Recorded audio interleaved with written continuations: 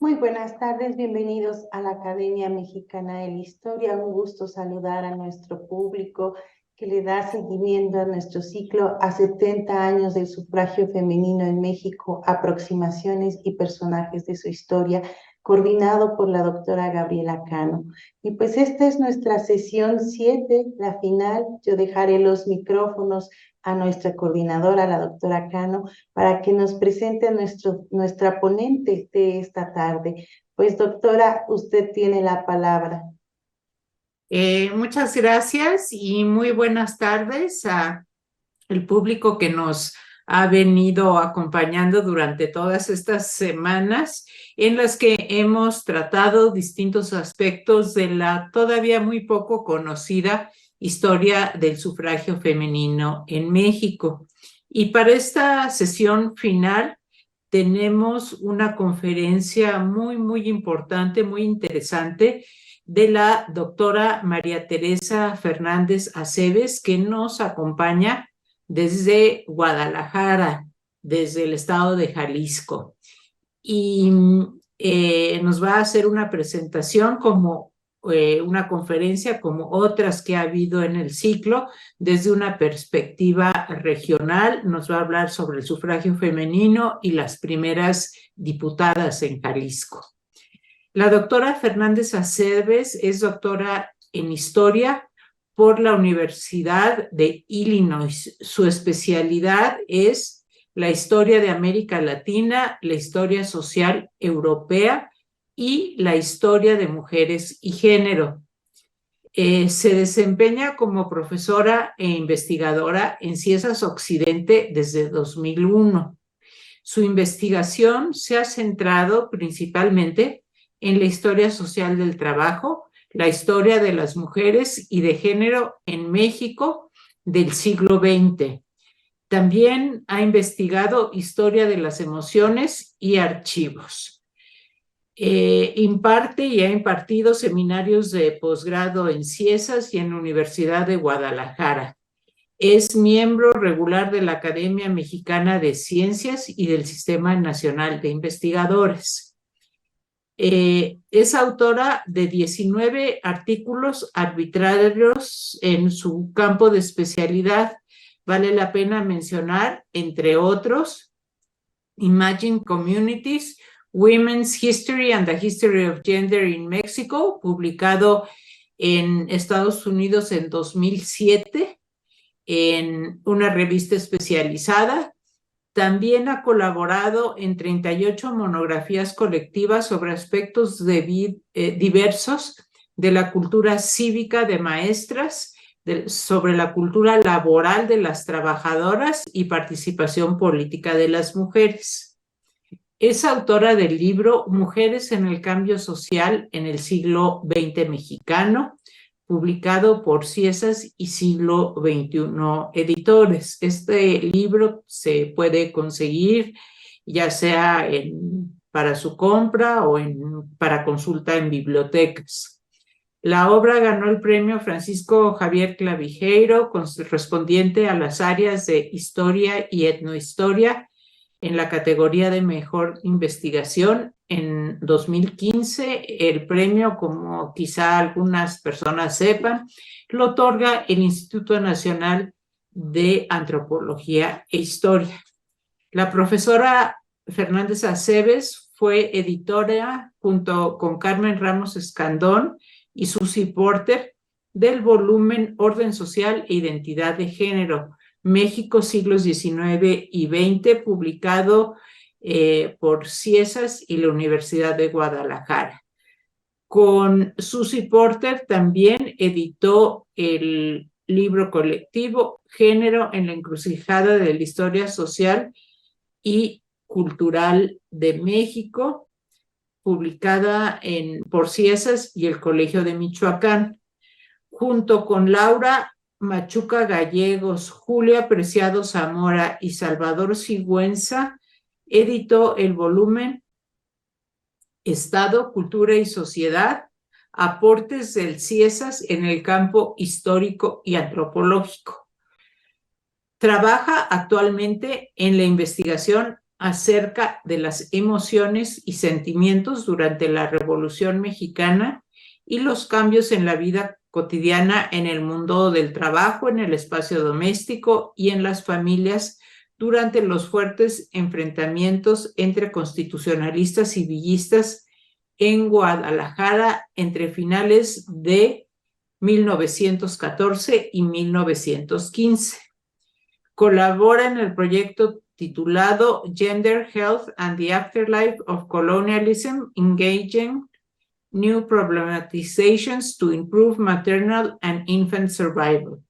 Esto lo digo en español: género, salud y la vida, la continuidad del colonialismo, nuevas problematizaciones para mejorar la sobrevivencia materna y infantil. Este es un proyecto de la Universidad de Londres y está coordinado por la antropóloga Jenny Gamblin.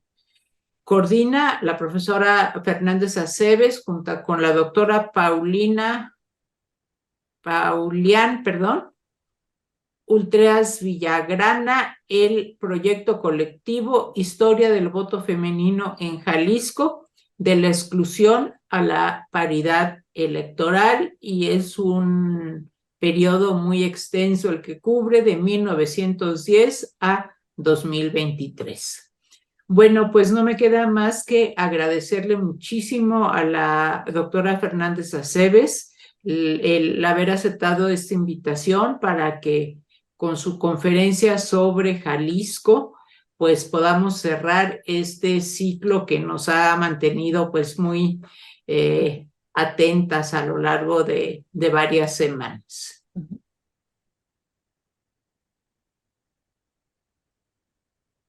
Muy bien, me gustaría primero agradecer al doctor Javier García Diego, director de la Academia Mexicana de la Historia, y a la doctora Gaby Cano, que me hayan invitado a este ciclo de conferencias a 70 años del sufragio femenino en México, aproximaciones y personajes de su historia.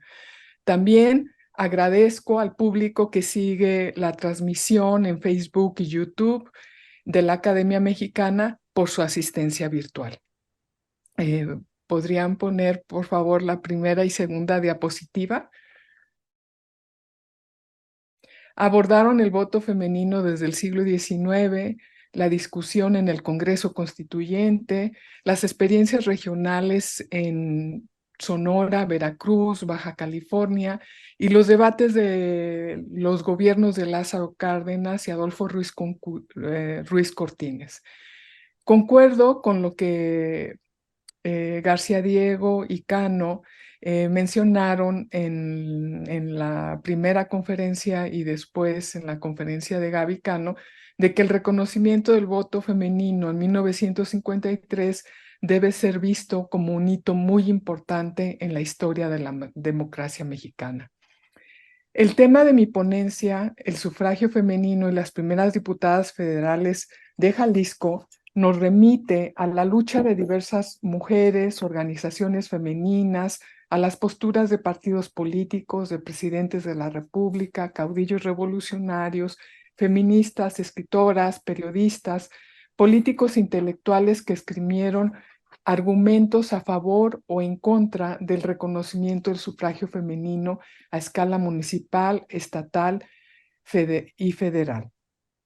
En mi conferencia presentaré cómo se reportó en la prensa jalisciense la participación de las mujeres en la política a lo largo de las décadas de 1910 a 1950, qué se informó de las elecciones municipales en Jalisco el 7 de diciembre de 1952, señalaré por qué se visibilizó el debate del sufragio femenino a escala federal entre 1952 y 53, especificaré por qué diferentes rotativos reportaron que las mujeres mostraron un gran civismo en las elecciones federales del 3 de julio de 1955, mientras que en las elecciones estatales del 4 de diciembre de 1955, se invisibilizó la participación de las mujeres en esta contienda como votantes o como contendientes a una diputación estatal o algunas de las regidurías de los 124 municipios. En un trabajo previo he argumentado que aunque la historiografía del sufragio femenino ha señalado que las mujeres lograron el reconocimiento del voto a escala municipal y federal como una extensión de sus funciones como madres y que el PRI amplió sus secretarías femeniles para incorporar de manera controlada y disciplinada a mujeres leales, aún falta historiar cómo fue la instrumentación de estos derechos en los procesos electorales y cómo fueron las campañas. Con base en los resultados preliminares del proyecto colectivo que coordinó junto con Paulina Ultreras Villagrana, titulado Historia del voto femenino en Jalisco, de la exclusión a la paridad electoral 1910-1923, y con lo expuesto en este ciclo de conferencias, sostengo que para comprender el sufragio femenino en México en sus distintas modalidades, municipal, federal y estatal, se debe historiar distintos momentos de esta triada en que las mujeres ejercieron su voto y contendieron a puestos de elección popular. Al solo visibilizar el sufragio femenino universal, reconocido en 1953 y ejercido en julio en 1955, se silencian los otros momentos de la triada, es decir, el municipal y estatal. Solo si se parte de una visión global, se capta cómo las mujeres ejercieron su voto y cómo fueron los procesos y etapas de las luchas de ellas desde lo local, así como desde los partidos, organizaciones feministas, campesinas y obreras. Los laboratorios electorales antes de las reformas federales constitucionales del sufragio femenino municipal en 1947 y del voto femenino universal de 1953 fueron esporádicas y efímeras en Yucatán, 1923, en Tabasco, 1925, Chiapas entre 1926, 1939 a 1941, en Puebla, 1936, y en Guerrero, de 1936 a 37.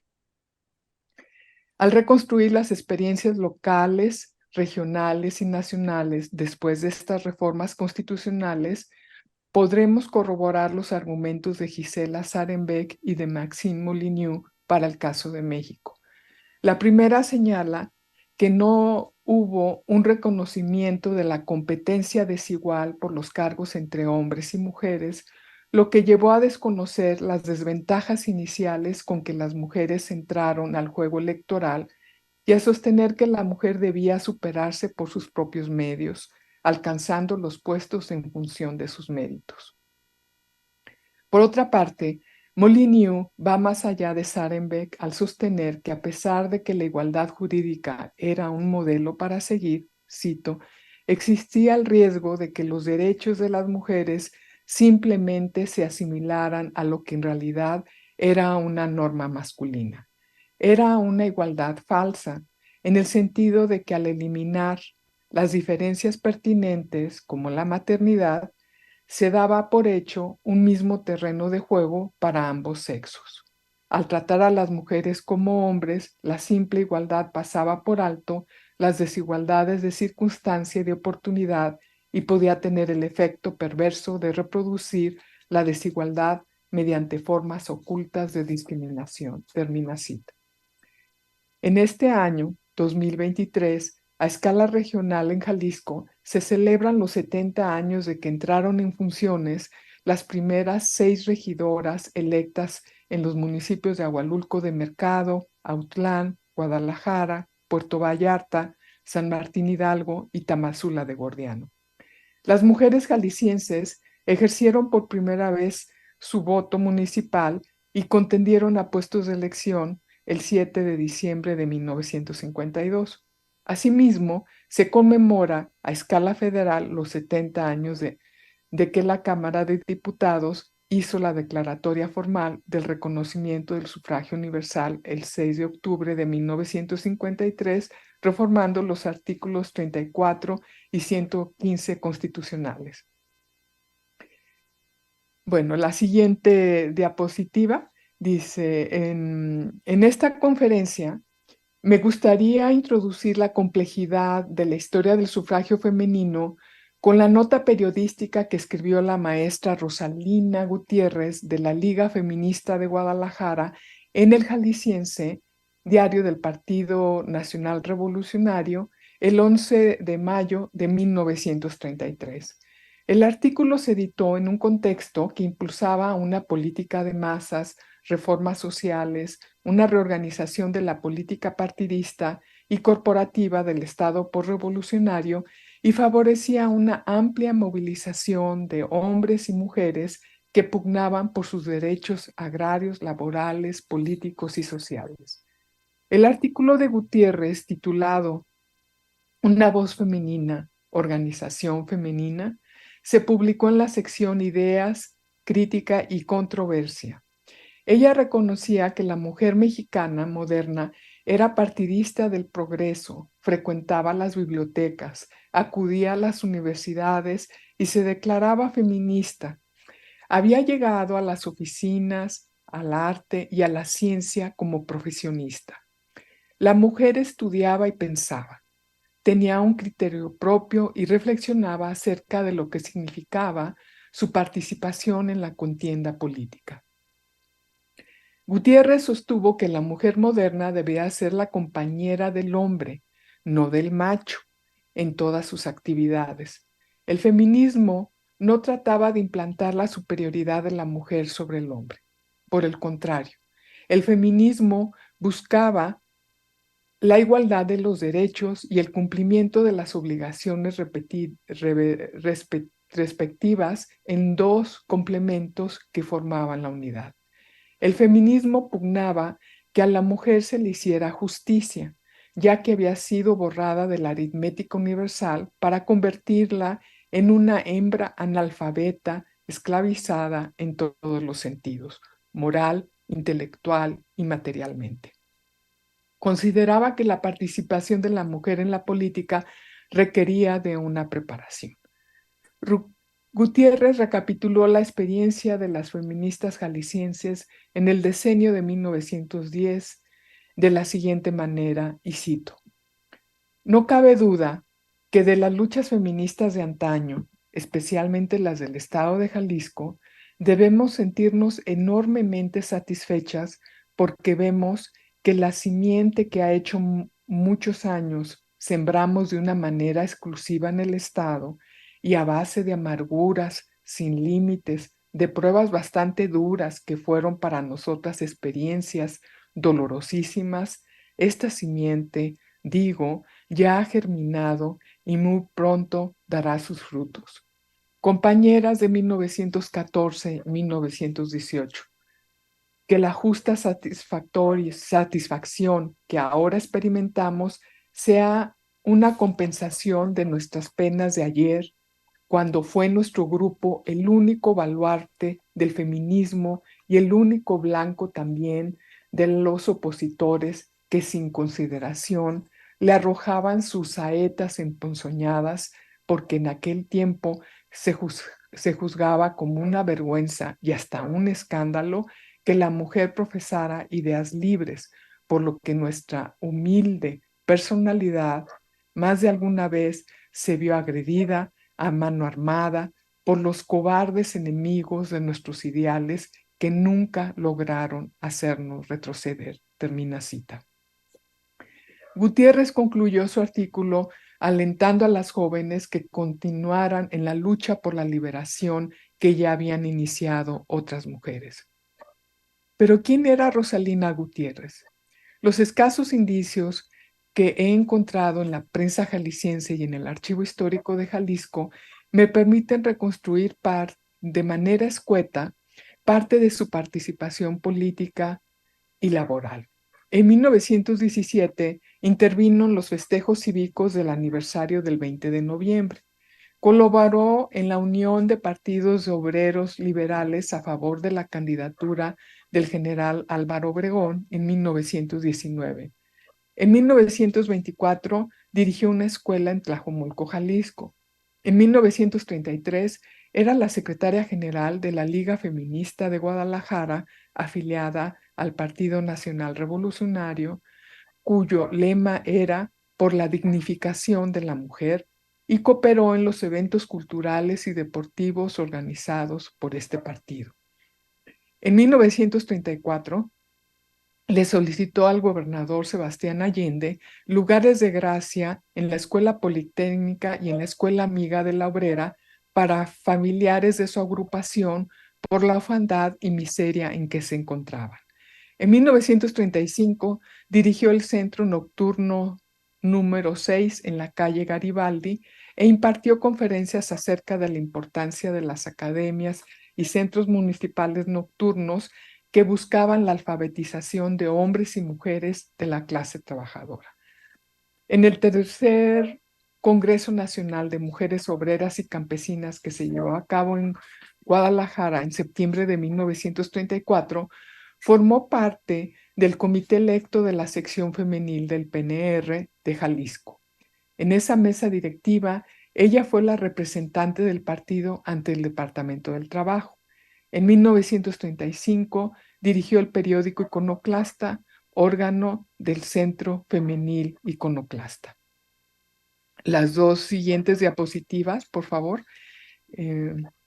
Esta breve semblanza se asemeja a lo que, la siguiente, por favor, a la que otras maestras reformadoras sociales y o feministas jaliscienses realizaron, como las hermanas Laura y Atala Podaca Naya, Irene Robledo García, y la primera mujer, Irene Robledo es la primera mujer jalisciense que llegó a la rotonda de los jaliscienses ilustres en el 2000, y María Guadalupe Martínez Villanueva, y bueno, más adelante veremos una foto de María Guadalupe Ursúa Flores, entre otras. La resonancia del artículo de Gutiérrez es que nos entreteje pues momentos de las experiencias y percepciones acerca del sufragio femenino y del feminismo en Jalisco entre los decenios de 1910 y 1950.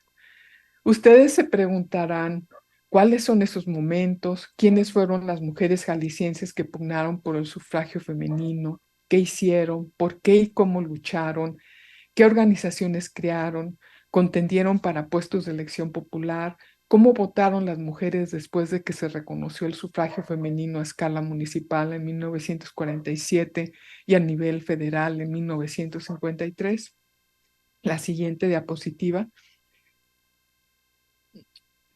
Entre 1914 y 1918, los rotativos, Boletín Militar y el Occidental, ambos órganos de propaganda del constitucionalismo en Jalisco, publicaron las acciones propagandistas que realizaron las hermanas Apodaca Anaya, la siguiente, por favor, y la visita que realizó Hermila Galindo Acosta, feminista y secretaria particular del primer jefe constitucionalista Venustiano Carranza a Guadalajara a principios de 1916 siguiente, para hablar acerca del papel de las mujeres en el proceso revolucionario y notas en general de las labores de las mujeres que apoyaban los constitucionalistas. Fue a finales de este año que el boletín empezó a plantearse si las mujeres debían votar. En estos rotativos no se reportó nada acerca de los primeros congresos feministas llevados a cabo en Yucatán en 1916 y donde se había ya propuesto que se reconociera el voto femenino a escala municipal. Siguiente. En diciembre de 1916, el boletín hizo referencia de una manera muy sarcástica y general a la propuesta del sufragio femenino de mujeres de cultura eficiente que Hermila Galindo y la colimense Edelmira Trejo Narváez, y que por cierto ella había sido la directora de la Escuela Industrial Comercial Comercial Industrial para Señoritas del Estado de Jalisco en 1914, y Ermila y Trejo habían entregado al Congreso Constituyente esa propuesta de el sufragio femenino restringido. Los artículos de los periódicos constitucionalistas de este periodo, escritos por hombres, tienden a invisibilizar las experiencias y luchas de las mujeres jaliscienses en torno al sufragio femenino y visibilizan los programas y acciones de los caudillos revolucionarios y el conflicto entre la Iglesia Católica y estos. Como mencioné al comienzo de mi conferencia, el artículo de Gutiérrez puntualiza que en aquel tiempo se juzgaba como vergüenza y hasta escándalo que a las mujeres que profesaran ideas libres. Ella hacía referencia a la prensa católica de combate que ridiculizó de manera muy ofensiva a las 140 mujeres radicalizadas, anticlericales e iconoclastas del Centro Radical Femenino afiliado a la Casa del Obrero Mundial, organización de trabajadores anarcosindicalistas que habían dado su voto de simpatía a las autoridades por su conducta en contra de la masa clerical y por la expulsión del arzobispo Francisco Orozco Jiménez en 1918. El Centro Radical Femenino trabajó por la desfanatización de la mujer bajo el lema Trabajo y Emancipación. Publicó el primer número de su periódico Iconoclasta, dirigido y escrito por maestras que luchaban para crear una conciencia en las mujeres a quienes veían como esclavizadas por la Iglesia Católica. Asimismo, estuvieron a cargo de una escuela dominical iconoclasta de la Casa Obrero Mundial. El Círculo Radical Femenino fue la primera organización feminista anticlerical de Guadalajara. Tuvo vínculos nacionales e internacionales con otras feministas como la socialista Evelyn Roy, esposa de Manajabendra Nath Roy, un indio nacionalista, y contribuyó al establecimiento del Partido Comunista Mexicano en 1919. En 1919, Evelyn Roy colaboró en la fundación del Consejo Feminista Mexicano, donde colaboraban Juana B. Gutiérrez de Mendoza, Elena Torres y María del Refugio García, mencionadas en otras conferencias de este ciclo. A finales de 1918, La Lucha, periódico católico de combate, atacó fuertemente a las mujeres del Centro Radical Femenino y las describió en términos racistas y clasistas como iconoplastas, viejas radicales, payasas y ridículas que no pertenecían a las clases medias, que eran puras, peladas, morenas y feas. Termina cita. El anticlericalismo jacobino de las mujeres del Centro Radical Femenino desestabilizaba la hegemonía heterosexual del orden de género, la cual causaba mucho miedo, ruido e incomodaba a la sociedad en general. La lucha por el sufragio femenino no fue la demanda primordial para las mujeres feministas y o reformadoras sociales jaliscienses, porque el fuerte conflicto que surgió entre el gobernador constitucionalista Manuel M. Diegues y la Iglesia Católica dividió de manera significativa a la sociedad en general. Al igual que los caudillos revolucionarios, las mujeres revolucionarias jaliscienses buscaron modernizar y secularizar al país por medio de la destrucción del poder de la Iglesia Católica y de las prácticas tradicionales como fanatismo, religión, ignorancia, superstición, para crear una nación más competitiva en el mundo capitalista. Jalisco experimentó una de las movilizaciones más dinámicas de mujeres, tanto católicas como anticlericales. Las mujeres anticlericales, junto con maestros y trabajadores, se unieron al incipiente Estado anticlerical a favor de las masas. Ellas, los campesinos y los trabajadores, se empoderaron por la influencia del Estado revolucionario para contrarrestar el fuerte movimiento católico. El Estado requería de las mujeres anticlericales en su lucha contra los católicos. Por su parte, los católicos resistieron las medidas anticlericales por medio de una movilización basada en la acción social católica. En este levantamiento, las mujeres católicas destacan por su participación en la lucha y resistencia. Las mujeres como Laura Podaca y Hermila Galindo contribuyeron a transformar los papeles tradicionales de género por medio de reformas agrarias, civiles, laborales y políticas que otorgaban más derechos a las mujeres y a los niños dentro del hogar y en los centros de trabajo. También promovieron campañas de higiene para controlar las conductas de los individuos e impulsar el desarrollo nacional, pero sin destruir el patriarcado. Como algunas feministas y mujeres liberales del siglo XIX, las hermanas Apodaca y Robledo García le dieron gran importancia a la educación laica.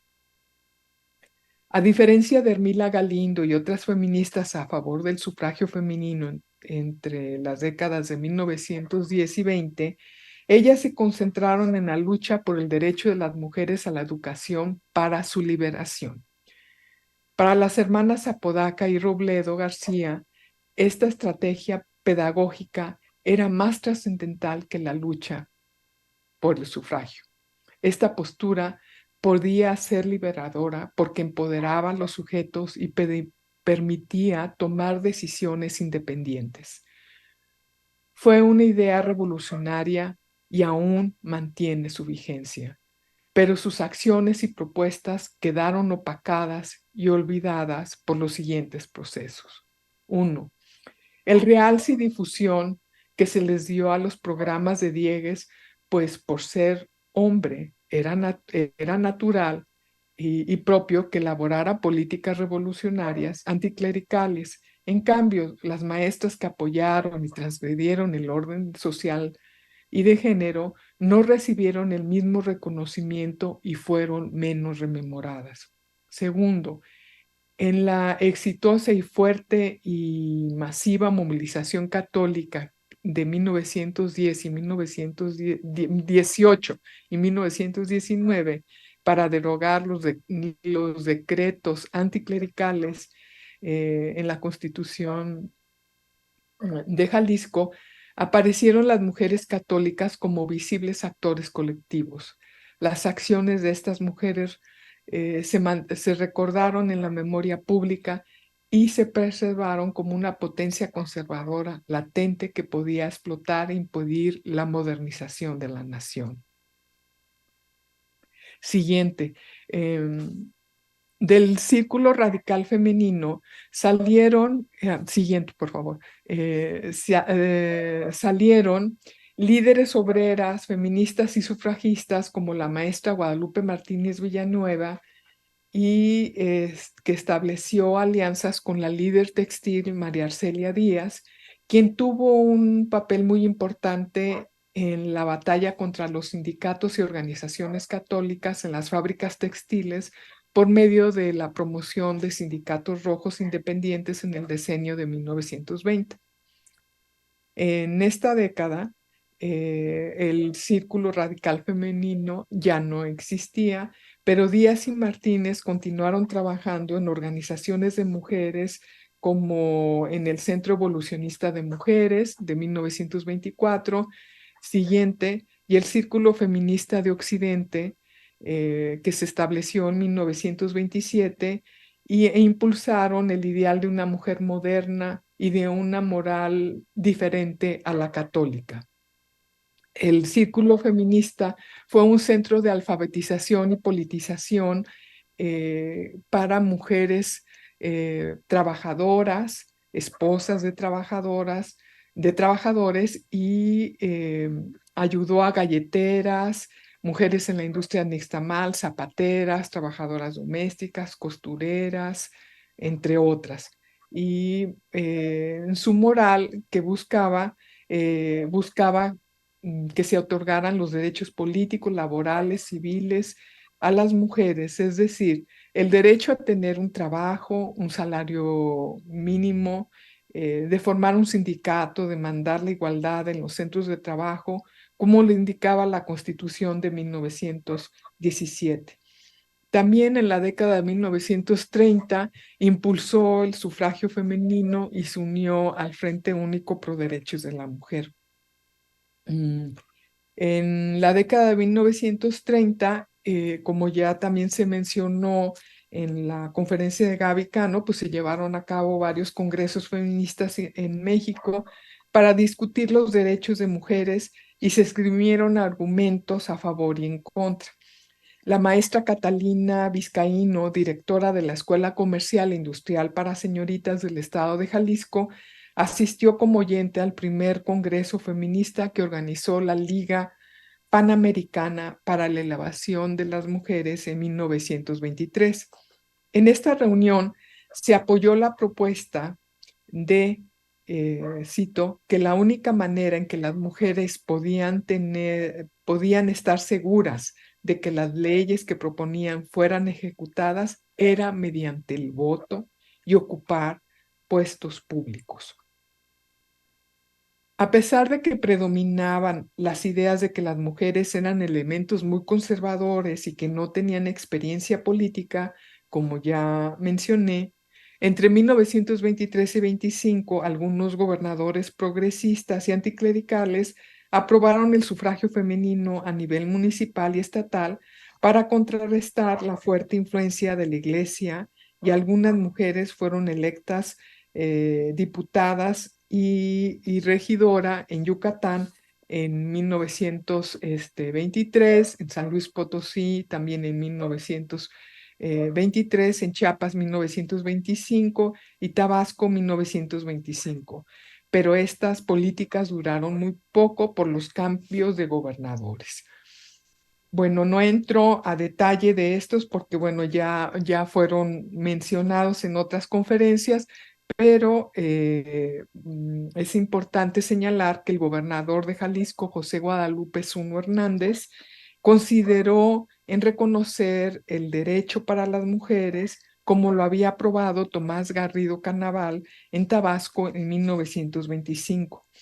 En Jalisco, la idea de Zuno probablemente había estado influenciado tanto por las feministas anticlericales locales como por el empuje de los movimientos sufragistas a nivel internacional, en especial América Latina, y la entrevista que tuvo con la reformadora social estadounidense Jane Addams en Guadalajara.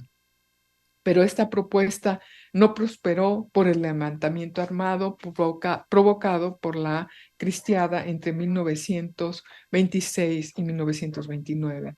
La activa participación de las mujeres en la defensa de la Iglesia Católica pues no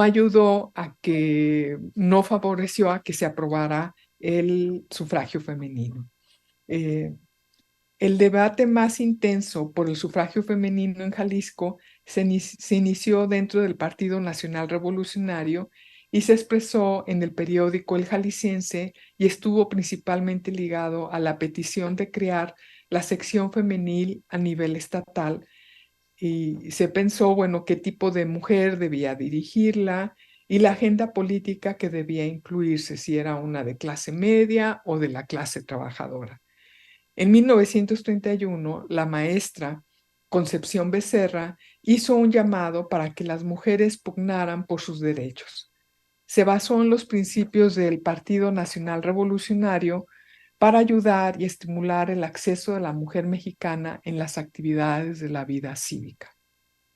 A pesar de que hacía un llamado para que las mujeres tuvieran un papel más activo en la reconstrucción de la sociedad moderna, buscó conciliarse con un discurso tradicional de género porque afirmó que las mujeres debían ser justas, compañeras, abnegadas y respetuosísimas esposas, bondadosas hermanas, siempre cariñosas y obedientes hijas, madres conscientes, abnegadas y dignas de tan noble visión, pero no confundamos tan altos fines con el triste papel de una esclava. Termina cita.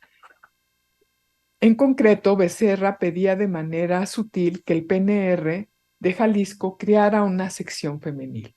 Sin embargo, el PNR a nivel regional y nacional solo le interesaba que las mujeres participaran en su papel de madres al servicio del Estado. Esta visión dominó en 1933, cuando finalmente se crea se crea la sección femenil del PNR en Jalisco, y el dirigente estatal, el licenciado Jesús González Gallo, escogió a una estudiante de la Escuela Industrial para Señoritas, a Socorro Suárez. Ella también era la secretaria del Interior de la Federación de Estudiantes de Guadalajara, y la visión de Suárez concordaba perfectamente con los hombres del PNR, porque afirmaba que las mujeres requerían del tutelaje y el entrenamiento de los hombres. Se enfocó a realizar actividades asistenciales, de desfanatización y moralización. Antes de ocupar la sección femenil del PNR en Jalisco, Suárez había establecido y editado el periódico Alma Femenina, el periódico de la mujer, Semanario del Hogar, entre enero de 1932 y mayo de 1933. En este rotativo publicó varios artículos acerca del voto femenino, comunicó cuáles eran las opiniones en la prensa nacional sobre el sufragio femenino, y que éste se inclinaba más por que se aprobara solamente a municipal. En otros artículos se preguntó cuándo se concedería, esa es la palabra que usa, el voto a las mujeres. También difundió las actividades de feministas a favor del sufragio femenino en la Ciudad de México, como el Bloque Revolucionario de México y de la Liga Orientadora de Acción Femenina. Suárez, por medio de Alma Femenina, proponía una labor reconstructiva de la mujer como hija, esposa y madre. Así contribuiría a formar una sociedad mejor y fortalecería la familia. Su postura produjo fuertes conflictos al interior de la sección femenil del PNR en Jalisco. Estas pugnas coincidieron con los 3 congresos feministas de obreras y campesinas que se llevaron a cabo en 1931 y 34, que ya mencioné. En estos congresos, diversas organizaciones a nivel nacional, regional y local pidieron más escuelas para las mujeres, combatir la prostitución, que las mujeres campesinas tuvieran derecho a recibir tierras, que se pagara un salario igual por un trabajo igual, y pugnaron con más fuerza por el reclamo del sufragio femenino. En Guadalajara, la siguiente, María Arcelia Díaz, Guadalupe Martínez, y la siguiente, y la profesionista Micaela Contreras Medellín, entre otras, expresaron por qué las mujeres debían tener el derecho al voto. Martínez argumentó que la sección femenil del PNR debía dirigirla una revolucionaria de origen proletario, con experiencia política, para que fuera sensible a las demandas de las masas, porque éstas tenían sed de justicia. Sostenía que la líder de esta sección debía luchar para que se llevaran a cabo los derechos civiles, políticos de las mujeres, para que fueran reconocidas como ciudadanas trabajadoras. Su visión, pues, era distinta a la de Suárez. Por su parte, Micaela Contreras Medellín, nieta de un general liberal prominente del Estado en el siglo XIX, estaba a favor del sufragio femenino solamente si se le iba a respetar su decisión autónoma de votar. Consideraba que si esto no iba a suceder, que ni se le reconociera. A finales de 1935, Contreras Medellín dirigió la sección femenil y realizó una intensa campaña en la radio. En la estación radiofónica estatal invitaba a todas las mujeres a vencer sus prejuicios y a liberarse. Aseguraba que solo por medio de la solidaridad femenina y la emancipación, las diferencias de clase se borrarían y las mujeres se convertirían en sujetos conscientes y útiles. Para Contreras Medellín era primordial erradicar los prejuicios católicos para que las mujeres estuvieran listas para entrar a esferas políticas y sociales. En marzo de 1936, el liderazgo conservador de Suárez retomó nuevamente la sección femenil del PNR. Las divisiones y conflictos continuaron, lo que requirió la presencia de Margarita Robles de Mendoza, feminista que dirigía la sección femenil nacional del PRN para unificar los grupos. Gaby Cano nos explicó más de Robles de Mendoza en su conferencia. Su visita a Guadalajara no logró borrar las diferencias.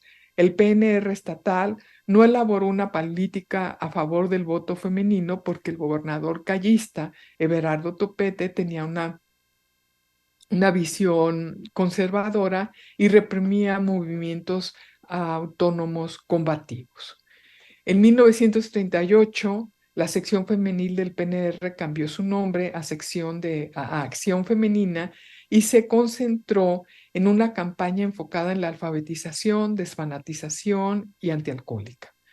La política conservadora del PNR estatal se transformó junto con la reestructuración de este en el Partido de la Revolución Mexicana y con la postulación de un gobernador cardenista. En la Acción Femenina se eligió a Concha Robledo, maestra y miembro del Círculo Feminista de Occidente, que ahorita estamos viendo el acta constitutiva. El informador caricaturizó las malas consecuencias del sufragio y sus efectos negativos en la familia. En este contexto de gran polémica entre las mujeres afiliadas a una organización política, el régimen del general Cárdenas organizó y consolidó sus bases populares a través de reformas estructurales en lo agrario, laboral e industrial. Estas reformas se plasmaron en la educación socialista para lograr una mejor distribución de los recursos económicos y para reorganizar y reestructurar las relaciones de poder y de clase a través de un lenguaje de negociación con el Estado para facilitar la justicia social.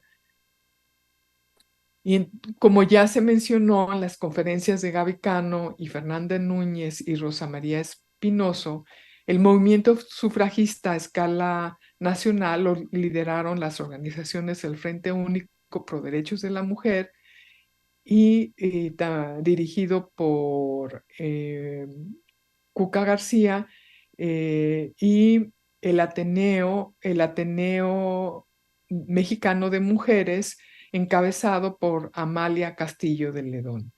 Pues bueno, no voy a ahondar en esta campaña, ¿verdad? Porque bueno, ya se hizo en otras conferencias con más detalle. Y bueno, pues sabemos que Lázaro Cárdenas envió la propuesta, pero no se ratificó y entonces pues no se reconoció y pues bueno, fue un golpe muy duro para muchas organizaciones de mujeres, pero a pesar de eso, bueno, pues las mujeres continuaron su lucha, pero ahora en organizaciones dentro del Estado como la Confederación Nacional Campesina, la Confederación Nacional de Organizaciones Populares, la Central de Trabajadores de México y otras organizaciones en las siguientes décadas. La década del 40. Al igual que en las décadas anteriores, en las campañas de 1946 y 1952, hubo mucha polémica si las mujeres podían entrar al ámbito político y si su presencia en esta área trastocaría lo que debía de ser una mujer. De acuerdo con la prensa tapatía, la mayoría de los actores sociales, tanto hombres como mujeres, manifestaban una ideología de género muy tradicional que no buscaba romper con el poder masculino. Efraín González Luna, uno de los fundadores del Partido de Acción Nacional, se declaró a favor del sufragio porque no veía la participación política de las mujeres como un peligro que amenazaba el hogar, por lo que se inició una campaña para incorporar a las mujeres al PAN.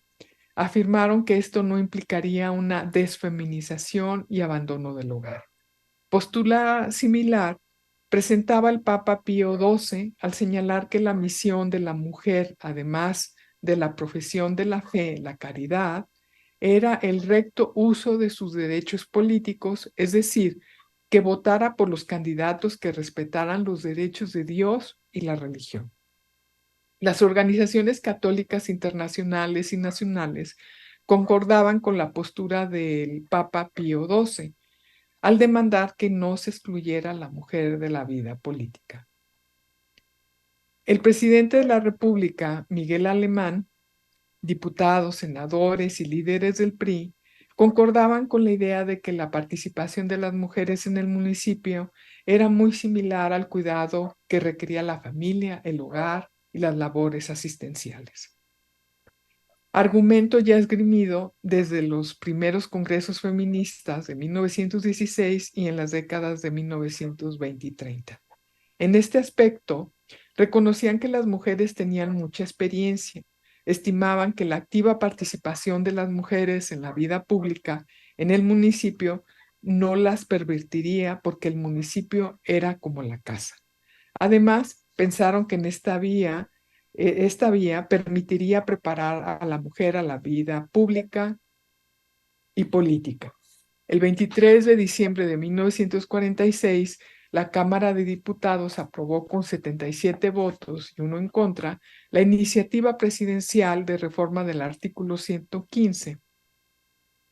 Inmediatamente después de la aprobación de esta reforma, el bloque jalisciense de mujeres revolucionarias, integrado por Concha Robledo, Luisa Dueñas, Ildelisa Flores y Alma Berta González, afiliadas al PRI, solicitaron que se reformara la ley electoral del Estado de Jalisco para que las mujeres pudieran votar a nivel municipal.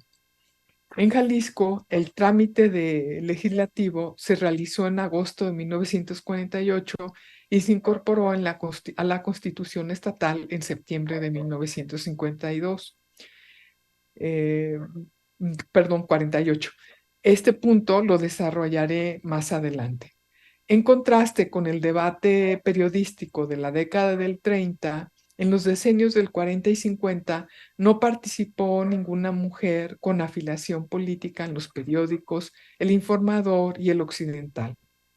Solamente se hizo referencia superficial a la reorganización de la sección femenil en el recién creado partido en el PRI y a las actividades del Círculo Feminista de Occidente para mejorar las condiciones de las mujeres. A nivel estatal, se argumentaba la falta de educación y preparación de las mujeres. Reproducía la imagen de las mujeres como elementos conservadores que apoyarían a partidos políticos y a candidatos no afiliados al PRI. Además, se arguía que la falta de democracia del sistema político mexicano impediría el respeto al voto femenino. Estos rotativos mostraron que en la memoria colectiva aún se recordaban las acciones que realizaron las mujeres católicas a finales de la década de 1910 en contra de las medidas anticlericales del gobernador Diegues y de su fuerte combatividad durante la cristiada. Existía un fuerte miedo de que la presencia de las mujeres en la política y su actuación conservadora provocara otra guerra cristera. En estas décadas, el debate se centró en que si las mujeres podían obtener sus derechos en términos de una igualdad. Una y otra vez, distintos actores reiteraban el papel esencial y predominante que eran las mujeres como madres. Este rol las diferenciaba y las apartaba de la política. Esta postura maternalista fue la que dominó y subordinó a otras que plantearon ideas más complejas.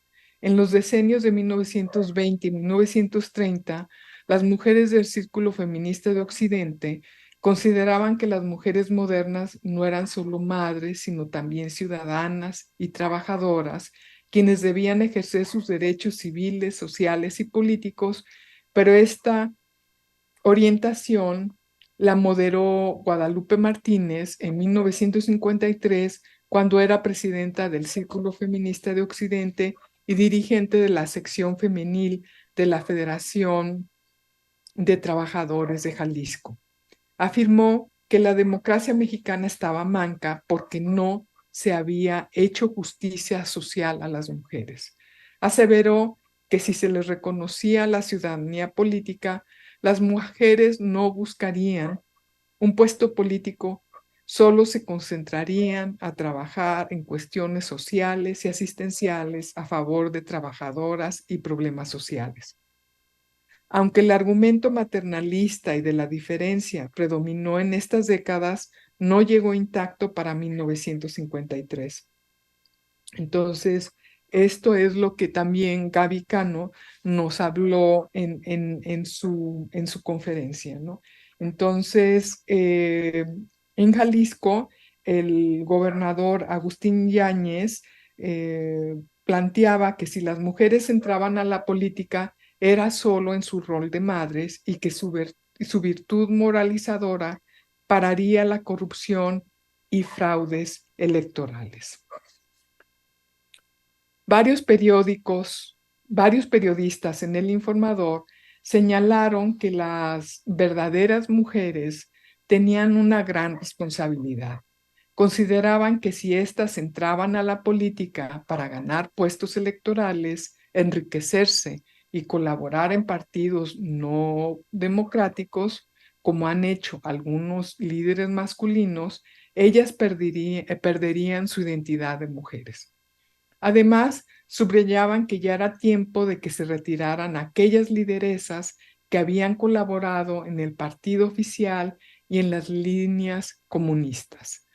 A este tipo de mujeres se les percibía como no mujeres, porque no seguían las prescripciones tradicionales de los roles de género. Era muy claro que las mujeres podían entrar en la política solo en su papel de madres y que entrarían para purificar el ambiente político nacional. Por lo tanto, a lo largo de las décadas de 1910 a 1950, predominó en Jalisco una política de resistencia a favor del sufragio femenino porque imperaban las ideas de que las mujeres eran elementos muy conservadores que desfavorecerían al partido oficial, que no estaban preparadas para la vida cívica y política y provocarían un caos social y político, como había ocurrido en las movilizaciones católicas del 18 y 19 y entre 1926 y 1929. Desde finales de la década del 40 y principios de la década del 50, grupos de derecha como el PAN, el Papa Pío XII y la Acción Católica Mexicana se declararon a favor del voto femenino porque las mujeres defenderían sus intereses. Y pues bueno, a ver, pasamos a las siguientes diapositivas, por favor.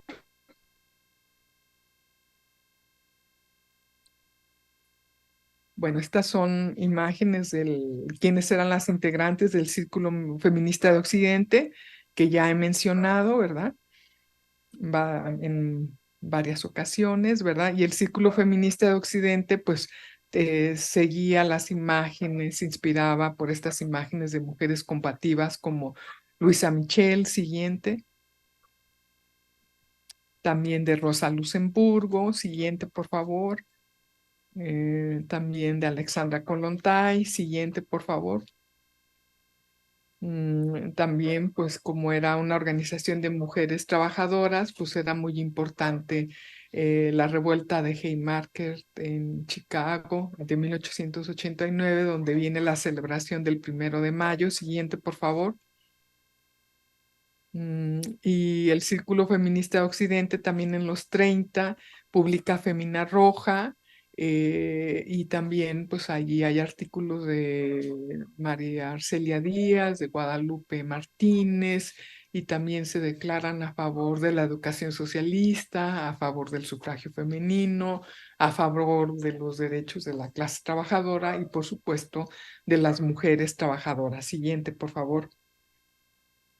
Y bueno, aquí está una reflexión, un artículo muy importante de María Arcelia Díaz, esta líder textil, donde habla de la mujer moderna, trabajadora, que debe de tener sus derechos civiles, sociales y políticos y laborales. Siguiente. Bueno, entonces aquí está una foto de las integrantes del Círculo Feminista de Occidente en su visita al Salto de Jalisco, que allí había la fábrica textil más moderna en el estado de Jalisco, ¿verdad? Y es en ese momento que también el Círculo Feminista ya formaba parte del Frente Único Pro Derechos de la Mujer. Siguiente. Muy bien. Entonces, bueno, ahora voy a hablar sobre la lucha del ejercicio del voto femenino a escala municipal. Entonces, el 7 de diciembre de 1952, la señora Eva Navarro de Velázquez, desde Tomatlán, Jalisco, un pueblo y municipio de la región costa norte del estado de Jalisco, dirigió una carta al gobernador de Jalisco, Jesús González Gallo. Ella tenía 43 años y estaba casada con Francisco Velázquez. Él era un herrero originario de Talpa. En el censo de 1930 se registró que ambos sabían leer y escribir y que habían procreado 2 hijos. A él lo identificaban como artesano y a ella dedicada a quehaceres domésticos. Quizá la señora Navarro de Velázquez sabía que González Gallo había creado la sección femenil del Partido Nacional Revolucionario, que ya hice mención, que era un exitoso político jalisciense, que había sido juez en Jalostotitlán y Teocaltiche, secretario de la Suprema Corte de Justicia, juez penal y civil en Guadalajara, diputado federal, senador, secretario de la presidencia del presidente Manuel Ávila Camacho y, por supuesto, gobernador. Siguientes, Jesús González Gallo y sus hermanos habían empezado, a construir un cacicazgo en la región de Yagualica desde la Cristiada, al aliarse con el gobierno de Plutarco Elías Calles para perseguir a los alzados. Los González Gallo ejercieron su poder por medio de amenazas y violencia en la región y mostraron una política centro-derecha al defender al régimen de los pequeños propietarios en vez del ejido. Mantenieron un pacto político con los regímenes de Manuel Ávila Camacho y Miguel Alemán en una estructura vertical autoritaria del sistema político al servicio de la modernización económica. Jesús González Gallo construyó diversas alianzas políticas con líderes campesinos y obreros y con la iglesia para lograr estabilidad y crecimiento político. En esta diapositiva que estamos viendo, la señora Navarro de Velázquez le escribió al gobernador González Gallo para protestar de manera enérgica contra el presidente municipal Gonzalo Muñoz Joya. Y el 5 de noviembre, un grupo de mujeres habían solicitado inscribirse al padrón electoral, pero el presidente municipal hizo alarde de su autoridad al llamar al ejército para intimidarlas y hacerlas desistir del derecho que la ley les concede a la mujer de participar en elecciones Estas señoras esperaban que no se repita que las amedrentaran y que que se les dieran sus credenciales y que pudieran ejercer su derecho a votar. La señora Navarro firmó su carta con una caligrafía muy legible. Espero que la alcancen a ver. Si ella es la autora de esta carta mecanografiada con algunos errores tipográficos y ortográficos, logró expresar con claridad las dificultades que tuvieron varias señoras al intentar empadronarse. La siguiente, muy probablemente la señora Eva Navarro de Velázquez escuchó que el 15 de septiembre de 1948 los municipios de Tomatlán, en reunión extraordinaria, aprobaron de manera unánime el proyecto de ley que había sometido el gobernador Jesús González Gallo al Congreso del Estado de Jalisco para reformar el artículo 4 de la Constitución del Estado de Jalisco.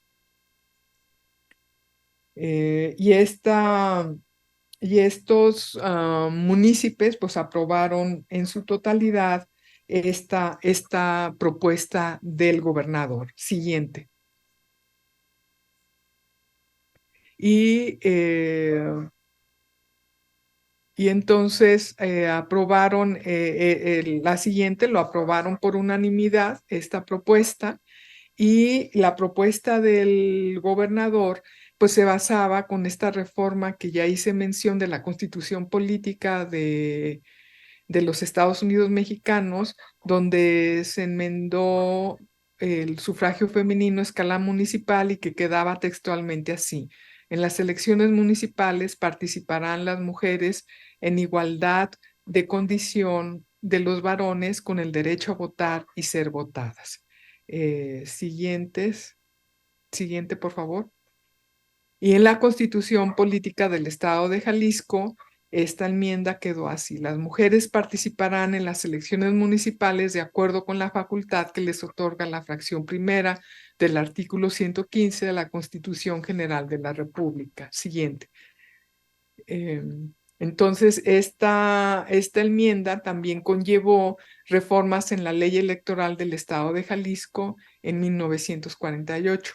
Y aquí hay unos matices, ¿verdad? Y aquí textualmente dice: las mujeres que lo deseen participarán en igualdad de condiciones con los varones en las elecciones municipales y solo a las que participen serán aplicables las disposiciones de la ley. Siguiente. Bueno, entonces la carta de la señora Navarro de Velázquez es una evidencia de que algunas mujeres en los municipios al interior del estado exigían ejercer sus derechos como ciudadanas. La movilización de las mujeres por sus derechos no se limitaba solo al ámbito urbano. La señora Navarro de Velázquez escribió la carta en 1952, año en que se habían experimentado álgidas contiendas electorales por la presidencia de la República y que se consideran ahora como un hito en la historia política del país. Los candidatos fueron el jalisciense Efraín González Luna, político y abogado y uno de los fundadores del PAN, y el primer candidato presidencial del partido en esta contienda electoral. Siguiente. El veracruzano Adolfo Ruiz Cortines, que ya he mencionado, contador y político del PRI. Siguiente. El poblano Vicente Lombardo Toledano, sindicalista y político con tendencia marxista del Partido Popular. Siguiente. Y el coahuilense general Miguel Enrique Guzmán, expriista y que recientemente había creado la Federación de Partidos del Pueblo. A ver, sí. En especial, en estas elecciones federales, el PAN, el Partido Popular y la Federación de Partidos Populares, en sus movilizaciones y en la prensa, criticaron abiertamente la política corporativa priista que favorecía los procesos fraudulentos y violentos en las elecciones, y que eran constantes las quejas de duplicación de boletas electorales. En esta campaña, el PAN, el PRI y la Federación de Partidos Populares estuvieron a favor del sufragio femenino, y en concreto Ruiz Cortines prometió a las mujeres que si ganaba otorgaría el sufragio femenino. Entonces, nuevamente con esta declaratoria pues resurge la movilización de mujeres y el cabildeo por que se reconozca el sufragio femenino universal. Asimismo, la carta de la señora Navarro de Velázquez nos introduce al proceso electoral para elegir gobernador, presidentes municipales y regidores, que se llevó a cabo el 7 de diciembre de 1952 en Jalisco. Estas elecciones, pues bueno, se dieron en un momento de rápidas transformaciones económicas y también de un cambio de un mundo rural a un mundo urbano y donde se daban las políticas de desarrollo económico del llamado milagro mexicano. Siguiente, la resonancia de la carta de la señora Navarro nos entreteje 4 momentos claves en la historia del voto femenino. Cuando las mujeres jaliscienses votaron por primera vez en las elecciones municipales del 7 de diciembre de 1952, al debate del reconocimiento del sufragio femenino a escala federal entre 1952 y 53 y la exigencia y la lucha de mujeres desde los municipios de maestras reformadoras sociales y o feministas jaliscienses por los derechos y el voto femenino. Y finalmente, la pregunta por qué se dio poca visibilidad al voto femenino en estas elecciones municipales y en qué ganaron en las planillas las primeras seis regidoras. Gracias a los archivos personales de Ursúa Flores y Martínez Villanueva y a la triangulación de fuentes documentales, se muestra cómo el poder de los hombres para controlar la narrativa que borra a las mujeres y cómo aparecen como actores importantes cuando se cuentan sus propias historias, aquí creando sus propios archivos. Entonces, la siguiente. El 7 de diciembre de 1952, bueno, en este año, el año pasado se conmemoraron los 70 años de este ejercicio del voto femenino y que se eligieron a las primeras 6 regidoras. Ellas fueron, siguiente, la profesora Ramona Aguilar Aranda, regidora de Guadalajara. Ella era también afiliada al Círculo Feminista de Occidente y a la sección femenil de la Federación de Trabajadores de Jalisco y ganó en uno de los distritos de Guadalajara. Siguiente. Y bueno, ahí está una foto del Círculo Feminista en campaña a favor de Ávila Camacho. Siguiente. La otra regidora electa, María Guadalupe Ursúa Flores, regidora por San Martín Hidalgo. Ella estudió en una escuela comercial, líder campesina que había cabildeado por la creación de un hospital, carreteras, abrevaderos y bibliotecas, entre otras obras en San Martín Hidalgo y su región. Siguiente.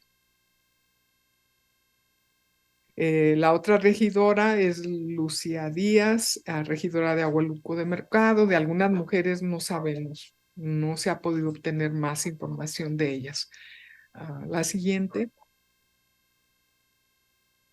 es la profesora María del Dolores Reina Contreras, regidora de Tamazula de Gordiano, egresada de la Escuela Normal de Jalisco en 1928, reconocida maestra del sur de Jalisco y Tamazula de Gordiano, y recibió la presea Manuel López Cotilla en 1957 por su trayectoria. Siguiente.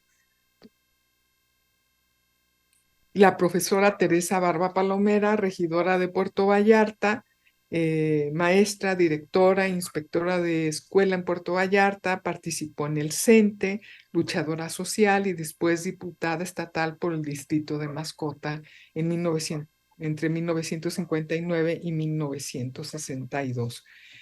Siguiente. Así está también la profesora Francisca García Mancilla, regidora de Autlán. Ella, maestra con larga trayectoria, estableció la Liga Socialista en la década del 30 y muy activa en la organización de mujeres y de la Casa Agrarista en Autlán. Contribuyó al establecimiento de sindicatos de molineras, torcedoras.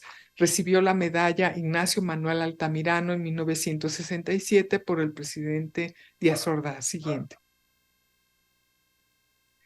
Entonces, en las elecciones municipales se señaló en el informador, pero en la página 4, que votarían por primera vez en la historia las mujeres en los comicios de los ayuntamientos.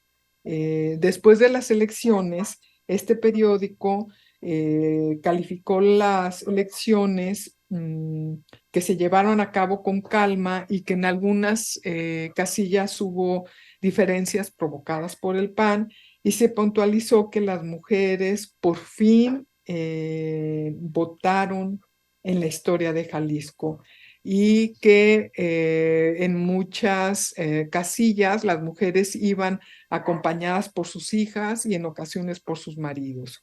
Y por supuesto solamente las mujeres votaron por las elecciones municipales. Y bueno, a ver, la siguiente, y el periódico El Occidental publicó estas fotografías de la jornada electoral el 7 de diciembre, ¿verdad? Estas son las únicas fotografías que he detectado, siguiente, que he localizado en la prensa local, ¿no? Entonces, allí, bueno, captan votando al gobernador saliente, a Jesús González Gallo, al que estaba contendiendo, a Agustín Yáñez y al candidato del PAN, el licenciado Martín del Campo. Siguiente. Y también en estas fotografías, pues bueno, se ve también cómo es la contienda, se lleva de manera tranquila, que el ejército está vigilando las elecciones, y están estas fotografías de las mujeres votando en las instalaciones de la Universidad de Guadalajara. Siguiente. Y pues bueno, aquí se ven solamente en la fotografía del lado izquierdo a dos mujeres votando y del lado derecho a dos mujeres, no, son tres mujeres con rebozo votando. Siguiente. Entonces en una se ven como mujeres de clase media, la siguiente mujeres de clase trabajadora, y pues en realidad son 6 mujeres, aquí se ven 4, ¿verdad? 3 con rebozo y atrás está una cargando a un bebé. Siguiente. Entonces, estas imágenes de las mujeres votando, que son pocas, contrastan con las fotos que hay con el cierre de campaña del gobernador, del que contendía para el municipio de Guadalajara, el ingeniero Jorge Matute Remus, y ahí están las organizaciones populares y obreras apoyando a los sindicatos. Y allí, bueno, se ve gran participación de hombres y mujeres, ¿no? Entonces allí está el contraste en estas contiendas. Siguiente, por favor. Entonces, durante la gubernatura de Agustín Yáñez, él pues es en el periodo de lo que se le ha llamado los años maravillosos, y en el que el peso valía como peso, ¿no? Y Ruiz Cortines no apoyó los candidatos a la gubernatura de Jalisco que proponía González Gallo, y daba un golpe a su cacicazgo y ya no controlaría la política de la entidad. Por el contrario, Ruiz Cortines impulsó, siguiente, a su amigo Agustín Yáñez Delgadillo para la candidatura, que finalmente ganó la gubernatura, ¿no? Entonces, aunque Agustín Yáñez y González Gallo mantenían un vínculo común muy fuerte, porque sus familias eran de Yagualica, Jalisco, y coincidían con la idea de modernizar la entidad, Yáñez inició una nueva forma de hacer política que favoreció el diálogo y la negociación para neutralizar prácticas caciquiles. Apoyó la distribución de los recursos del erario para modernizar distintas regiones del estado.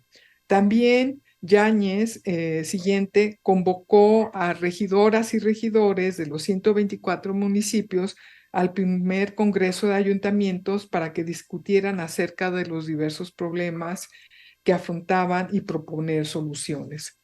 En la Comisión 12 participaron las 6 regidoras que mencioné y que algunas de ellas ya tenían una amplia y consolidada carrera política en sus localidades, como ya señalé al presentar brevemente sus semblanzas.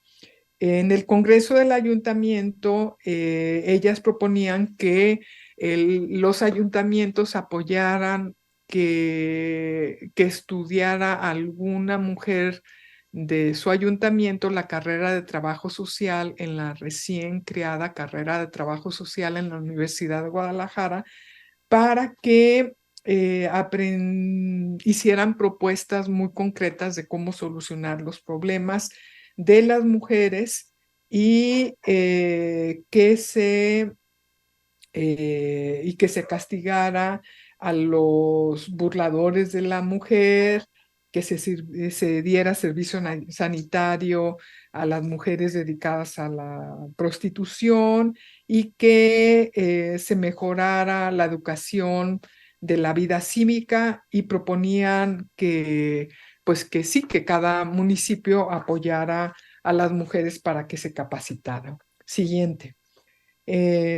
Después de la publicación del decreto que reconocía el sufragio femenino a escala federal el 17 de octubre del 53, en Jalisco se reconoció la igualdad política en la Constitución estatal en 1953 también.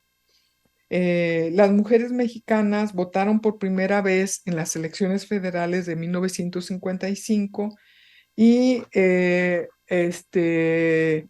y se decidió que las mujeres se empadronaran, pero que ellas votarían en la misma letra correspondiente al apellido del esposo para evitar una dispersión perjudicial de la ciudadanía. Antes de las elecciones de julio del 55, en el Informador se reiteró la preocupación en torno al sufragio femenino. Este rotativo no recordó sus notas que publicó acerca de cómo las mujeres votaron por primera vez en las elecciones municipales de diciembre del 52. En 1955, el Informador señaló que las mujeres tenían una gran responsabilidad para evitar que su voto fuera usado en las prácticas de fraude. Hacían un llamado para que cada lectora adquiriera conciencia de su responsabilidad y se dispusiera a ejercer su derecho. No era con el desgano y la indiferencia con lo que habían hecho los hombres, sino con el propósito de su voluntad fuera útil a la patria y a la familia y a la democracia. En otro artículo, la señorita Marta Fabiola Díaz se preguntaba si las mujeres podrían participar libremente en la construcción de una patria libre y digna, para evitar que no se pisotee la dignidad ciudadana. Además de enfatizar la responsabilidad cívica de las mujeres al ejercer su voto, la campaña y el proceso electoral para las elecciones del 55 provocaron un debate acalorado en la opinión pública. Distintos editoriales en el periódico El Informador expresaban su desconfianza en la transparencia de las elecciones, criticaban las prácticas fraudulentas del PRI, que hacían muy difícil para el PAN cambiar el equilibrio de poder de la política, desaprobaban la decisión absoluta del presidente de seleccionar quién podía competir para una diputación federal, satirizaban el significado y la función de estos representantes estatales y federales, se denunciaba el papel violento y represivo de los caciques en la política local y se dudaba de la emergencia de mujeres como votantes y funcionarias electas. En las elecciones federales del 55, el distrito electoral más cuestionado en Jalisco fue el de Autlán. Se convirtió en un laboratorio electoral para distintas fuerzas políticas. Puso a prueba la fuerza de los caciques locales vinculados al PRI y destacó la lucha del PAN por la transparencia electoral y la visibilidad de las mujeres en política. En suma, María Guadalupe Urzúa Flores fue de las primeras mujeres en contender por una diputación federal y en enfrentar la fuerza política de Efraín González Luna y del general Marcelino García Barragán. González Luna, uno de los fundadores del PAN y que ya mencioné, que fue candidato presidencial en 1952, nació en este pueblo y tenía una fuerte e importante red de familiares y amigos. Y el general García Barragán también provenía de esta región y había mostrado un interés especial en la modernización del lugar durante su gestión como militar y gobernador de Jalisco. Durante la campaña electoral de 1955, 600 mujeres conservadoras de Autlán denunciaron en el informador, en toda la página, que había sido una acción planeada que las casillas electorales se instalaran tan lejos del pueblo. Afirmaban que solo se podía llegar a caballo a las casillas. En esta elección, muchas personas votaron por Urzúa Flores por su legitimidad en la región adquirida por sus logros en las obras públicas en San Martín Hidalgo. Siguiente. Ok. Bueno, entonces, María Guadalupe Urzúa Flores, perdón, la anterior porque todavía no pasamos, no sé por qué no se me grabaron unas imágenes de Urzúa Flores, pero ella fue una gestora modernizadora en la política campesina jalisciense y su experiencia individual se inserta en el México rural mexicano postrevolucionario y en el surgimiento del Estado del milagro mexicano. Entonces ella se politiza, ella creció en San Martín Hidalgo y por la fuerte violencia provocada por la reforma agraria y por campesinos que padecían lepra, pues eso la sensibiliza y la politiza. Entonces ella fue una líder rural que gozó de una larga carrera política en puestos públicos. Fue regidora, como ya mencioné, electa en 1952, fue 2 veces presidenta municipal, 4 veces diputada federal, dirigente nacional de la sección femenina de la CNC y se convirtió en una intermediaria cultural y política entre la política local, estatal y federal para representar a los campesinos. Después de su victoria, el diputado panista Carlos Pineda Flores impugnó en la Cámara de Diputados la victoria de Urzúa Flores, argumentando que el PRI había utilizado prácticas prohibidas y solicitó a los demás miembros del Congreso negar el nombramiento de Urzúa Flores como diputada federal. En su archivo personal que rescaté y organicé y está en la Biblioteca Carmen Castañeda de Ciesas Occidente, hay una anotación a lápiz al margen donde ella anotó lo siguiente: lee en voz clara y lenta la refutación que hizo a esta impugnación y argumentó que hizo campaña en 19 pueblos y que ella ganó con 22,476 votos contra 5,471 del PAN. Criticó al diputado panista porque no siguió los principios cívicos y morales que González Luna practicaba. El hijo de este último, don Javier González Luna, ya había reconocido el aplastante triunfo de Guadalupe y había firmado el acta, ¿no? Entonces le sorprendía que hubiera esta impugnación. El PAN y las mujeres en estas elecciones, pues bueno, no se dio otra vez ese miedo de que las mujeres iban a desestabilizar la hegemonía del PRI y iban a crear otra cristiada, ¿no?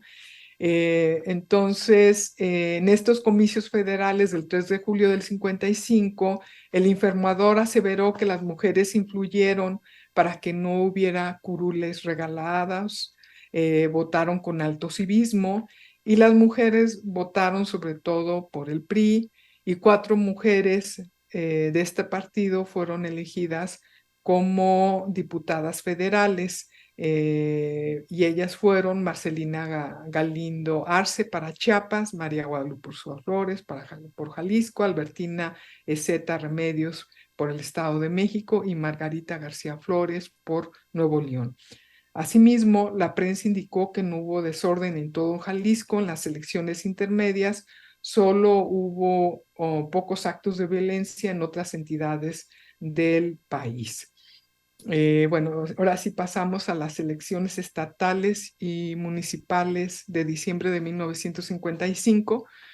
Entonces, en contraste a los comicios municipales del 7 de diciembre del 52, que se reportó y se publicaron fotografías de mujeres votando, en las elecciones estatales y municipales del 4 de diciembre del 55, se invisibilizó a las mujeres depositando su boleta en las elecciones y también a las mujeres que estaban contendiendo para en los municipios o las diputaciones locales. Y cabe señalar que era la primera vez que las jaliscienses sufragaban por un gobernador y diputados locales.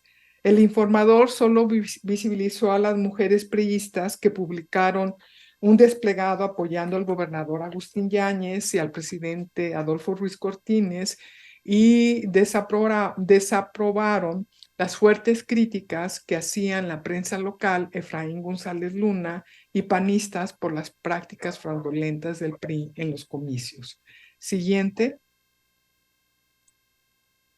Bueno, ahí están se me movieron, ahí están fotos de María Guadalupe Ursúa Flores, ¿verdad? De las obras que hizo en San Martín Hidalgo, la obra que hace del hospital para ayudar a los enfermos y también a los que padecían de lepra. Siguiente.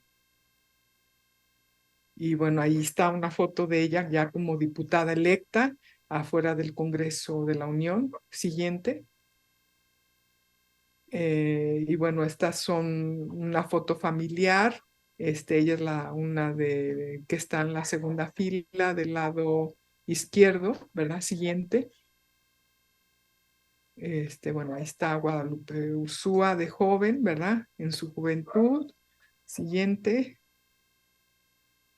Y bueno, María Guadalupe Martínez Villanueva, que ella es la segunda diputada federal del estado de Jalisco y es un caso a ella, bueno, la he mencionado varias veces a lo largo de mi conferencia.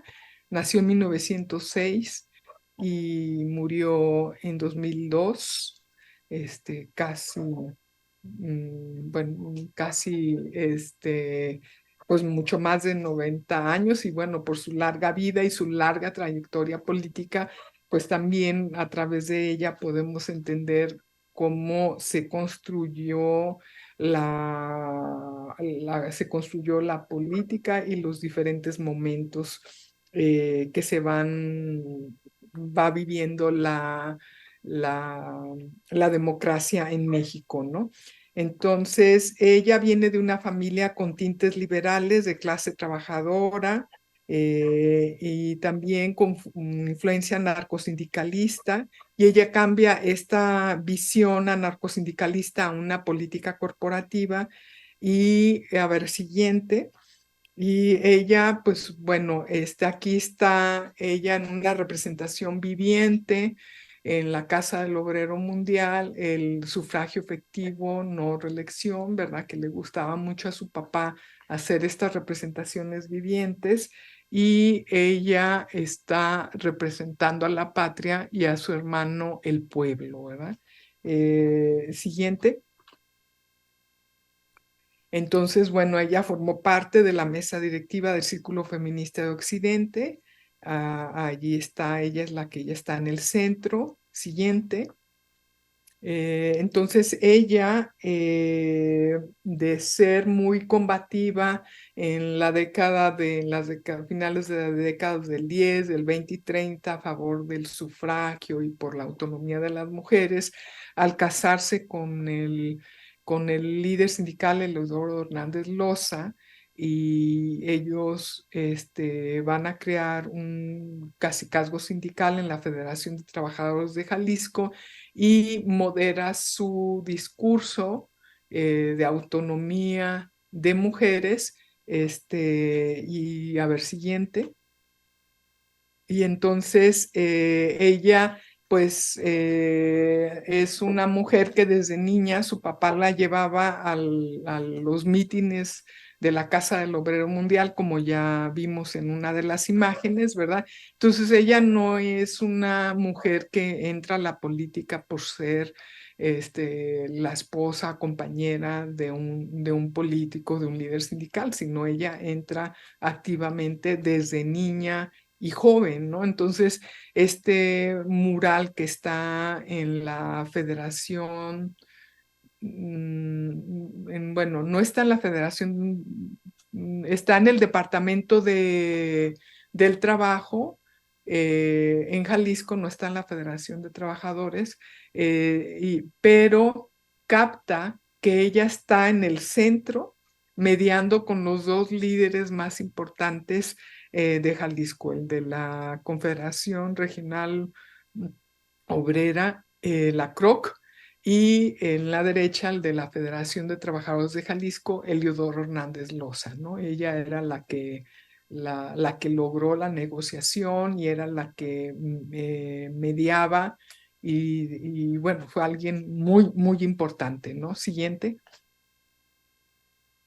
Entonces, el Círculo Feminista, como ya mencioné, creado en 1927, pues es activo a favor del sufragio femenino, también activo en las campañas presidenciales. Aquí los vemos en una campaña a favor de la campaña de Ávila Camacho en Autlán de Navarro. Siguiente, y es el equipo el equipo de voleibol del Círculo Feminista de Occidente, ¿verdad? Siguiente. Bueno, aquí está otra foto de esa misma campaña, ¿verdad? Siguiente. Y bueno, aquí está, bueno, también el equipo de baloncesto del Círculo Feminista de Occidente, ¿verdad? Y que también estas, así como practicaban el voleibol, bueno, también luchaban por el sufragio femenino, ¿no? A ver, siguiente. Y pues bueno, no sé cómo voy con el tiempo. No sé si mejor ya allí paro. Yo Ya. creo que mejor ya corto. Sí, sí, ¿verdad? Ya paramos, ya concluimos, perdón. Entonces, bueno, no alcanzo a presentarles esto, pero bueno, este largo recorrido que he hecho, bueno, he contextualizado cómo se da el debate sobre el sufragio femenino,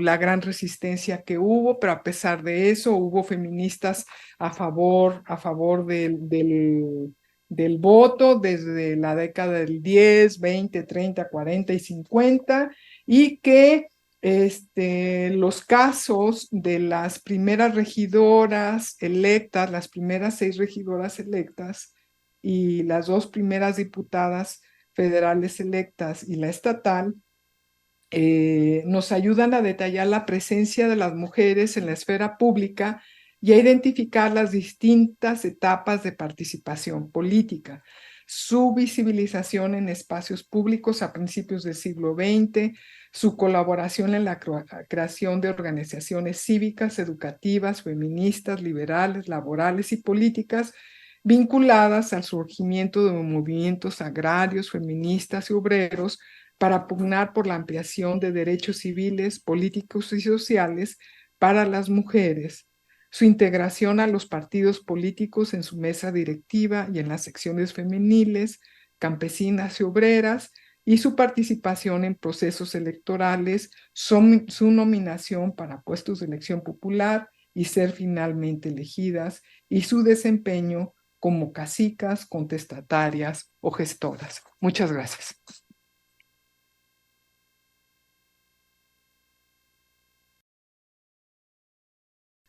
Bueno, yo quisiera de nuevo agradecer mucho la participación de la doctora Fernández Aceves, que nos ha hecho una presentación muy completa, donde hace un recorrido temporal de prácticamente medio siglo y nos va hilando las discusiones en torno al sufragio femenino, la participación de las mujeres en cargos de elección popular en Jalisco, y lo va relacionando tanto en el nivel municipal como en el estatal, y con sin sacarlo del contexto de la historia política nacional. Entonces, bueno, pues sí es una aportación muy importante. Nos ha compartido además unas imágenes muy enriquecedoras, y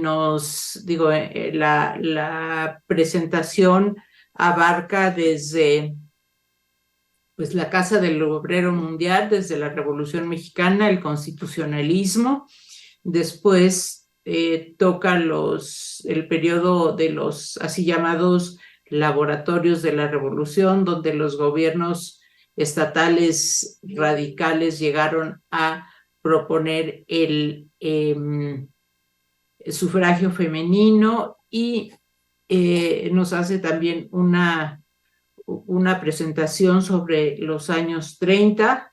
Esto destaca la importancia del PNR para la discusión en torno al sufragio femenino, las dirigentes locales, la relación con dirigentes nacionales, el Frente Único Pro Derechos de la Mujer, y luego recorre pues los años 40 hasta llegar a los años 50. Nos ofrece múltiples personajes, la mayor parte insuficientemente conocidas, otras para mí que apenas descubrí a partir de esta presentación. También uno de los ejes de la presentación que hizo la profesora es la importancia del anticlericalismo como una postura política que favorece, pero no tanto, la participación política de las mujeres en ciertos espacios controlados y en cierto sentido.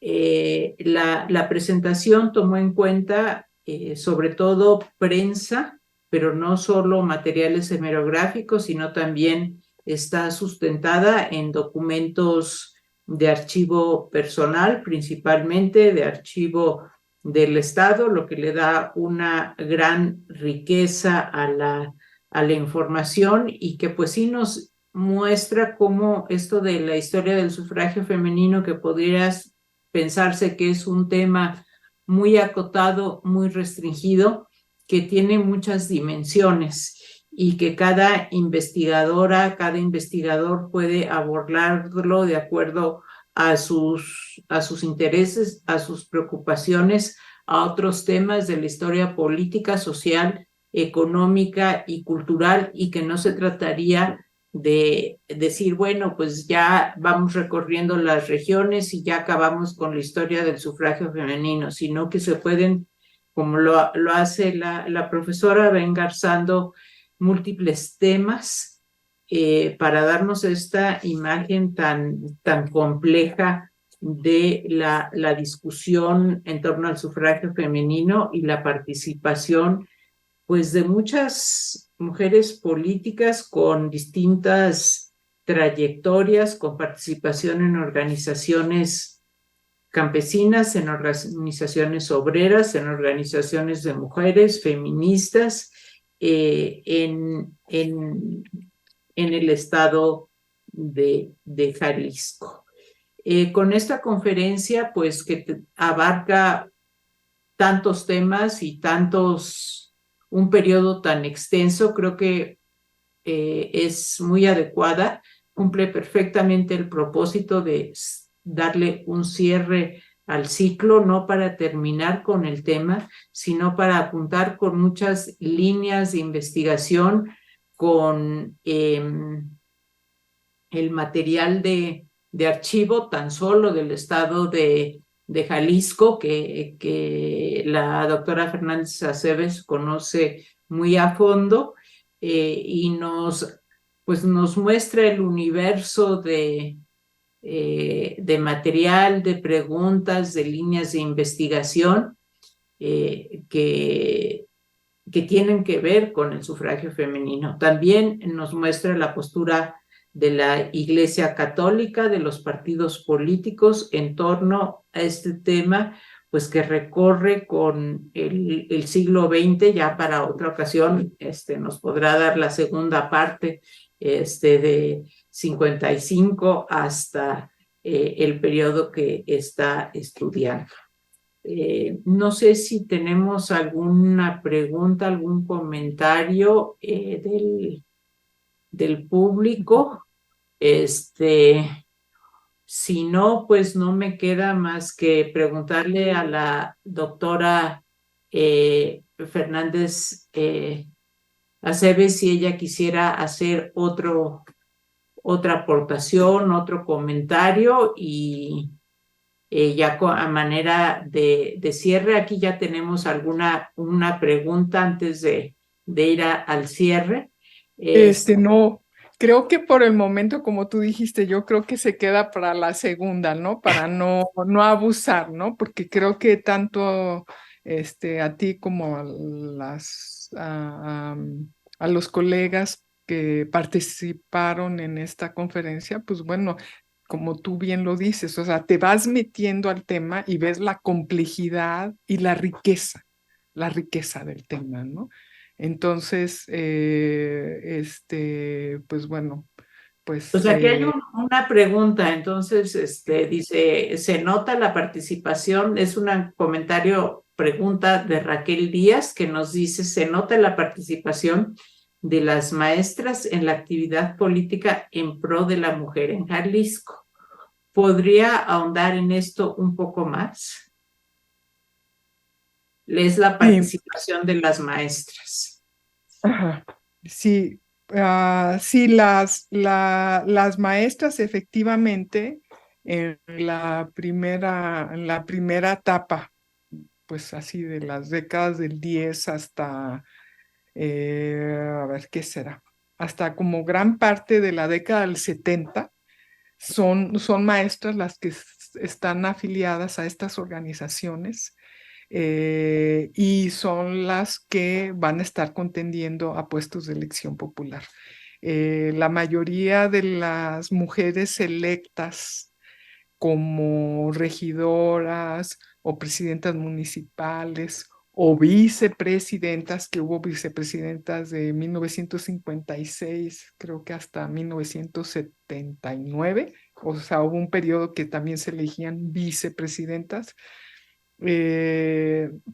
eran maestras. Después viene la diversificación de la formación académica de mujeres, ya sea como psicólogas o trabajadoras sociales, médicas, eh, administradoras. Pero es así, según vayan avanzando las décadas, es la diversificación que va a haber, pero en estos, vamos a decirle como, pues gran parte del periodo predominan las maestras. Pues ya estamos sobre el tiempo de la sesión. Y en esta sesión conclusiva del ciclo, pues no me resta sino agradecer tanto al doctor García Diego por la prioridad a esta efeméride en este 2023 y al gran equipo de la Academia Mexicana de la Historia, a Yasmín, a Adolfo, que nos han permitido pues comunicarnos durante estas semanas. Y bueno, con esto creo que ya estamos terminando los minutos de los que disponemos y terminando el ciclo. Y bueno, muchas gracias, por supuesto, a quienes nos acompañaron en esta sesión y en las sesiones anteriores. Sí, muchas gracias a todos.